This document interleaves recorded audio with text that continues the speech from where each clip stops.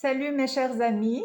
Dans ce vidéo, c'est la deuxième partie de notre explication du Surat Al-Fatiha au Coran, le livre sacré des musulmans. J'ai expliqué dans le vidéo précédent les 5 versets premiers de Surat Al-Fatiha. Il nous reste 6 et 7, hein, le verset numéro 6 et 7. 6 dit guide-nous dans le droit chemin. Hein?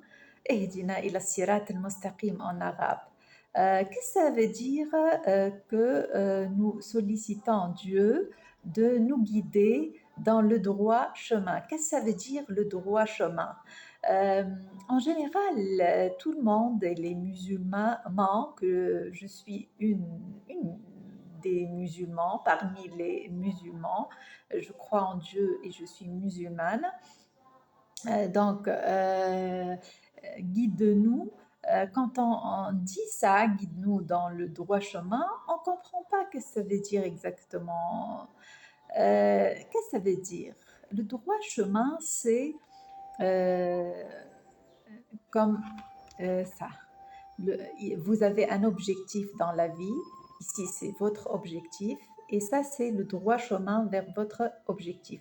Le droit chemin, c'est le plus facile pour obtenir ce que vous voulez dans la vie. Et l'objectif, ça doit être émanant de l'âme de Dieu dans vous. L'objectif, ça doit être l'idée qui émane de votre, non pas de votre moi, mais de votre âme. C'est ça, avoir croyance en Dieu. Quand vous avez une idée positive et vous consacrez votre vie pour obtenir cette idée-là, pour servir les gens et vous-même, votre, ça veut dire existence, vous servez en accomplissant cet objectif-là. Donc cet objectif est l'incarnation de Dieu, parce que ça émane de l'âme de Dieu, ça doit émaner de l'âme de Dieu. Et j'ai dit que l'âme de Dieu est très riche, on a tout dedans nous, il y a des idées infinies dedans nous. Donc, si on est égaré de ce droit chemin, alors c'est ça, Jalel en arabe, ça veut dire vous n'allez pas obtenir votre objectif, hein, ou bien vous allez obtenir 1% de ce que vous voulez dans la vie. Donc, guide-nous dans le droit chemin, ça veut dire qu'on doit s'inspirer de l'âme de Dieu dans nous pour avoir un objectif clair dans notre vie. Ça peut être même un objectif matériel, mais il faut le fixer, le rendre clair et l'écrire. Et puis, il faut savoir clairement le service que vous allez rendre pour obtenir cet argent-là. Hein? Donc, c'est ça votre objectif, de rendre service aux gens, parce que l'âme de Dieu est en nous et en tout le monde. Et quand vous rendez service aux gens, c'est comme si vous servez Dieu. Donc, le dernier verset, dernière ayah, dit le chemin de ceux que tu as comblés de faveur, non pas de ceux qui ont encouru ta colère ni des égarés. Donc, si on est dans le droit chemin, on est comblé de faveur de Dieu.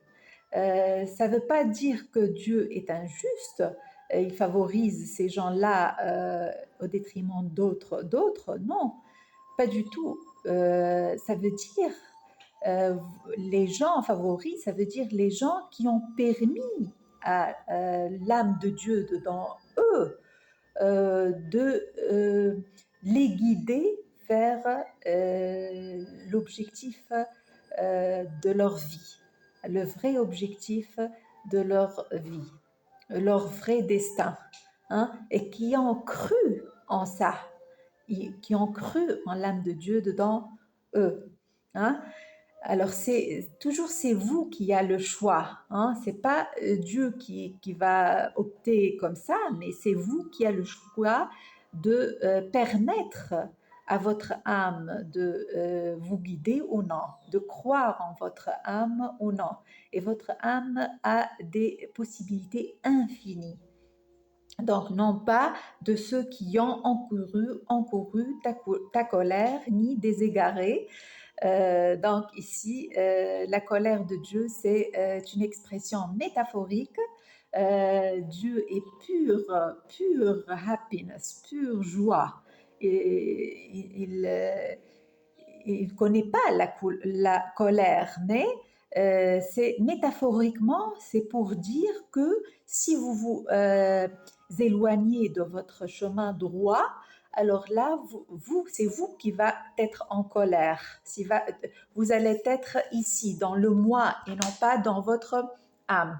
Parce que la programmation de votre âme, en principe, c'est pure joie. Hein. Votre âme ne connaît pas la colère. Si vous allez égarer du droit chemin, vous allez vous trouver ici, dans le moi. Hein.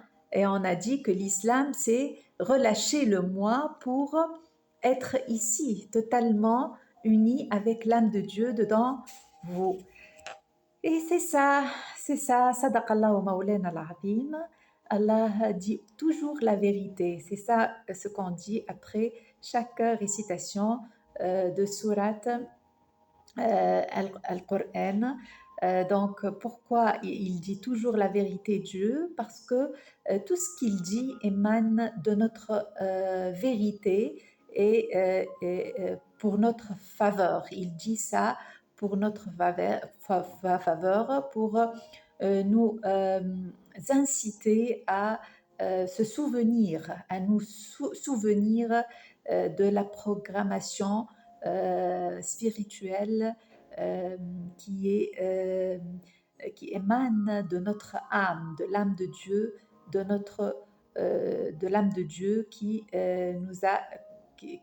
nous a soufflé quand il nous a créés. Merci beaucoup, j'espère que c'est clair et à la prochaine, Inch'Allah. Merci, au revoir.